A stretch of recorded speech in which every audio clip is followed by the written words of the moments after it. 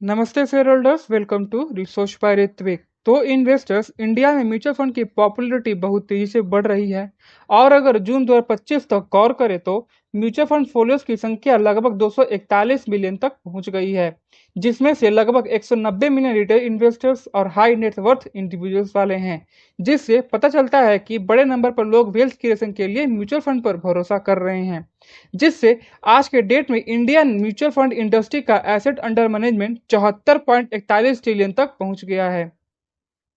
और आज के टाइम में investors, Indian mutual fund industry एक डायनामिक फेज से गुजर रही है और मार्केट में इन्वेस्ट करने के लिए कई तरह की स्कीम अवेलेबल हैं, जहां फंड हाउस नए न्यू फंड ऑफर्स लॉन्च कर रही है जो इन्वेस्टर्स को 10 रुपए के नेट एसेट वैल्यू के प्रोपोजिशन से लुभा रही है। आगे बढ़ने से पहले आप सभी इन्वेस्टर्स के लिए एक इंपॉर्टेंट अनाउंसमेंट है। अगर आप इन्वेस्टर्स को लग रहा है कि आप जो स्टॉक्स बाय कर रहे हैं और वो स्टॉक्स अच्छा प्रॉफिट जनरेट नहीं कर पा रहा है, तो इस प्रॉब्लम का सॉल्यूशन लेकर आया है आपका होस्ट ऋत्विक, जहां SEBI registered research analyst guidance में आप ट्रेडिंग करके अच्छा प्रॉफिट एक्सपेक्ट कर सकते हैं। तो आप हमारे ईमेल आईडी पर अपना कॉन्टैक्ट डिटेल सेंड करिए, उसके बाद हम आपको रीच आउट कर लेंगे और आपके सारे प्रॉब्लम का सॉल्यूशन प्रोवाइड करेंगे। तो जल्द तो इन्वेस्टर, सबसे बड़ा सवाल आपसे ये है कि क्या आपको पता है कि आपको कितने म्यूचुअल फंड में इन्वेस्ट करना चाहिए जिससे लॉस का रिस्क कम रहे। क्योंकि दुर्भाग्य से कई इन्वेस्टर्स ओवर डाइवर्सिफिकेशन की गलती कर बैठते हैं, ये सोचकर कि वे अपने पोर्टफोलियो को डाइवर्सिफाई कर रहे हैं, लेकिन इससे उनका पोर्टफोलियो ओवर क्राउडेड हो जाता है। जबकि डाइवर्सिफिकेशन इन्वेस्टिंग का एक बेसिक प्रिंसिपल है, जहां एक्सेसिव डाइवर्सिफिकेशन आपके पोर्टफोलियो के रिटर्न को डाइल्यूट कर सकता है। क्योंकि कभी कभी आपके ना चाहते हुए भी म्यूचुअल फंड ओवरलैप भी हो सकता है, जो काउंटर प्रोडक्टिव साबित हो सकता है। लेकिन ये तब होता है जब आप दो या दो से ज्यादा स्कीम होल्ड करते हो जो सिमिलर अंडरलाइन सिक्योरिटीज में इन्वेस्ट कर रही होती हैं। अगर ओवरलैप ज्यादा है तो ये डाइवर्सिफिकेशन के मकसद को हरा देता है और पोर्टफोलियो कंसंट्रेशन रिस्क पैदा करता है, जिससे रिटर्न कुछ ही stocks, sector, particular market caps या इन्वेस्टमेंट स्टाइल पर डिपेंड हो जाते हैं।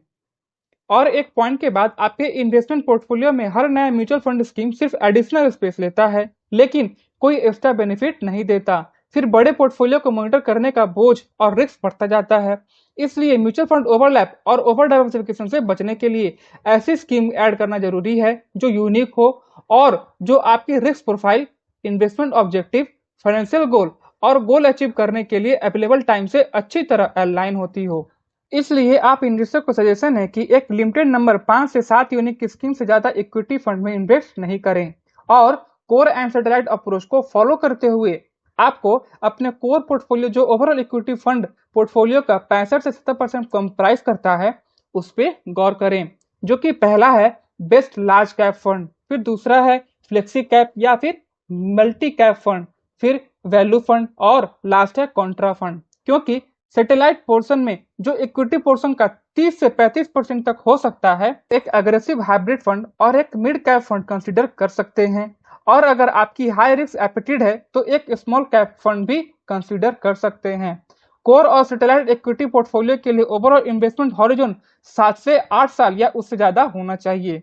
इसके अलावा टैक्स सेविंग पर्पस के लिए आप इक्विटी लिंक सेविंग स्कीम, जिन्हें टैक्स सेविंग म्यूचुअल फंड भी कहा जाता है, उनमें से एक बेस्ट स्कीम कंसीडर कर सकते हैं, जहां आप ओल्ड टैक्स रिजीम के अंडर एक फाइनेंशियल ईयर में 1.5 लाख तक डिडक्शन अवेल कर सकते हैं। फिर दूसरा है डेप्ट फंड में इन्वेस्टमेंट। तो फ्रेंड्स, डेप्ट म्यूचुअल फंड में इन्वेस्टमेंट करते समय ये ध्यान रखना जरूरी है कि ये बैंक फिक्स डिपॉजिट की तरह रिस्क फ्री या सेफ नहीं होते। इसलिए अपने लिक्विडिटी नीड्स और इन्वेस्टमेंट होरिजन को ध्यान में रखते हुए स्कीम चुनें, जहां डेप्ट फंड के लिए मिनिमम 1 और मैक्सिमम 4 में इन्वेस्टमेंट कर सकते हैं। और अगर आपका इन्वेस्टमेंट हॉरिजॉन 2 से 3 साल है तो बैंकिंग और पीओसी डेट फंड आपको कंसीडर किया जा सकता है। फिर इंटरेस्ट रेट साइकिल को डायनेमिकली प्ले करने के लिए डायनेमिक बॉन्ड फंड भी अराउंड 3 साल के हॉरिजॉन के साथ कंसीडर किया जा सकता है। और 1 से 2 साल के शॉर्टर इन्वेस्टमेंट हॉरिजॉन के लिए एक अच्छा शॉर्ट ड्यूरेशन फंड कंसीडर किया जा सकता है, जिनमें हाई रेटेड डेप्ट पेपर का वर्दी अंडरलाइन पोर्टफोलियो हो और गवर्नमेंट और क्वासी गवर्नमेंट सिक्योरिटीज में हाई एलोकेशन हो। और 1 साल तक या उससे कम इन्वेस्टमेंट हॉरिजन के लिए बेस्ट लिक्विड फंड पर स्टिक रहना बेहतर होगा। तो आप treasury bill, call money, repurchase agreement, government द्वारा जारी शॉर्ट टर्म डेप्ट securities, certificate of deposit, commercial paper और टर्म डिपॉजिट में इन्वेस्ट कर सकते हैं। फिर investors most variable commodity gold fund में इन्वेस्टमेंट। तो पोर्टफोलियो डाइवर्सिफायर हेज और इकोनॉमिक अनसर्टेनिटी के समय स्टोर ऑफ वैल्यू के रूप में गोल्ड म्यूचुअल फंड एक वैल्यूएबल एडिशन होते हैं, जहां इस मास्क के लिए आप गोल्ड ईटीएफ या गोल्ड सेविंग फंड कंसिडर कर सकते हैं। फिर इन्वेस्टर्स अब है मल्टी एसेट फंड। तो पोर्टफोलियो में मल्टी एसेट फंड रखना भी तीन की एसेट क्लासेस यानी कि इक्विटी, डेप्ट और गोल्ड में टैक्टिकल एक्सपोजर के लिए एक मीनिंगफुल चॉइस हो सकता है, क्योंकि एक मल्टी एसेट फंड का फंड मैनेजर अपनी आउटलुक के हिसाब से इन एसेट क्लासेस के मिक्स में इन्वेस्टमेंट को डायनेमिकली एलोकेट करने की फ्लेक्सिबिलिटी रखता है। कुछ तो silver ETF, real estate investment और infrastructure investment trust, overseas equities और डेरिवेटिव्स में भी एक्सपोजर लेते हैं।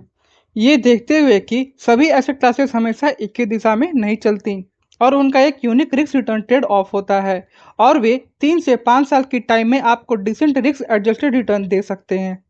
तो शेयर होल्डर्स, कुल मिलाकर आपको अपने पोर्टफोलियो में लगभग 7 इक्विटी फंड, 4 डेब्ट फंड, एक गोल्ड ईटीएफ, एक मल्टी एसेट फंड यानी कि टोटल 13 म्यूचुअल फंड स्कीम की जरूरत पड़ सकती है।